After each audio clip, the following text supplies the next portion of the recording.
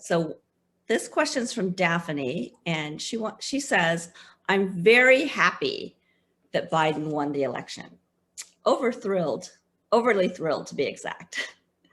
She says, "We escaped narrowly from becoming a fascist dictatorship country. But what about next term? Is the US endangered from becoming a fascist dictatorship country? Will this new leadership put up enough measures, seal off enough loopholes to prevent any parties from rigging the democratic system again?" Gives me goosebumps. So it's a really important question, Daphne, and we're glad that you asked it. We are the U.S., our government. We were at a very serious tipping point. That tipping point has tipped back to what we see as the functioning of a democratic society within our republic. So we're going to say we dodged a bullet. We're going to say you dodged a bullet, in that this was really the biggest wake-up call your society has had in eons, in a very, very long time, way before the United States was the United States. And it unfortunately opened the door for those who have tasted the power and manipulation that comes with it. And it is not over. It will need to be addressed and worked on again in the next election and over these next couple of years, even though there's still a lot of resistance from certain members of Congress. We want to laugh at it, but from your perspective, it is not funny. It is frightening to you, and it should be frightening to you, because it is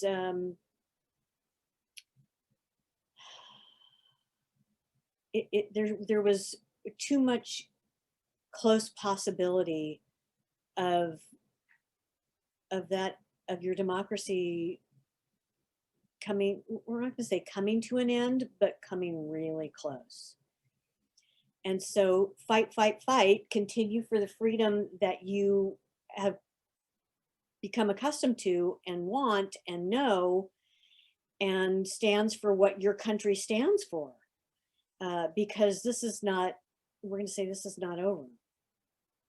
The man who did it this time, Mr. Trump, it was kind of a fluke that part of the Congress who follow him said, wow, we could do that again with somebody who's really smart and not narcissistic and knows what they're doing. And so this is a dangerous, dangerous precipice that your country is perched upon. And we feel it shifting even more so back to the democratic ways. And it's like what happened for you after World War II. It was like, we can never let this happen again. And oh, lo and behold, look how easy it is for this to happen, because it almost happened again here. And 1/5 of your population in the United States willingly signed on to this and wanted to walk into the fire and the ovens to die, and to take as many people with them as they could. So do not let up. If from your perspective, democracy is what you have and want to hold on to, because this was the wake-up call for that. in the century. It does happen frequently, at least from our perspective, once every century somewhere where somebody can do this and push it to the point of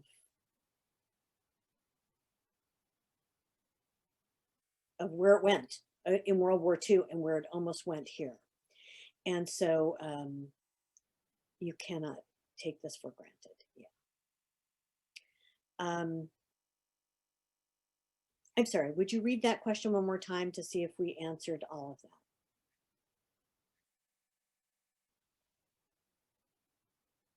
of that? Will this new leadership put up enough measures, seal off enough loopholes that prevent any parties from rigging the democratic system again? Okay, that's perfect. Let's stop there. So what we want to follow on and say to that is a lot of course correction will take place, we think, in what they call the first 100 days. And from there on, in the next year, just to correct what has happened in the last 4 years. So that's what's going to happen for you in the first year. As a follow-on to that, and as a prelude to the next elections, more will follow on in the second year of this administration to set that up so that hopefully that will take place for you in the next elections that you have. There's so much for your administration to focus on, and we see the president-elect, vice president now, President-elect Biden, taking really substantive and important steps to ensure this way of life for you. So we want you to kind of rest assured that it's heading back in the direction that we know you want it to go, back to your democracy, away from this cult of personality that almost led to an authoritarian overthrow of your government, which some people are still trying to do, even though it is clear what the outcome is and has been decided and approved by your electoral college. It's he has an amazing talent for his cult of personality. We're just going to say that he is really, really good at what he does. And interestingly enough, what we got a couple of days ago was that there are a lot of people who think that his son, Don Jr., it may be somebody to follow in his footsteps, because this man is not going to be running in the 4-year election as we see it now. He will either, we just don't see that happening for a few reasons, either that he may be in prison, or he may, for health reasons, not be able to do it, or for other reasons. So we're going to say, don't fear that he's going to come back in 4 years. We don't see that happening, but we do see that there's a faction that wants his son to do this, and he does not have the capability. He does not have what Mr. Trump has, that cult of personality. So that's not going to happen either. There'll be somebody else, but yeah.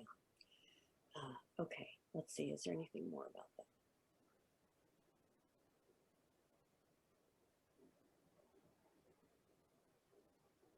Okay, I think we're good about that.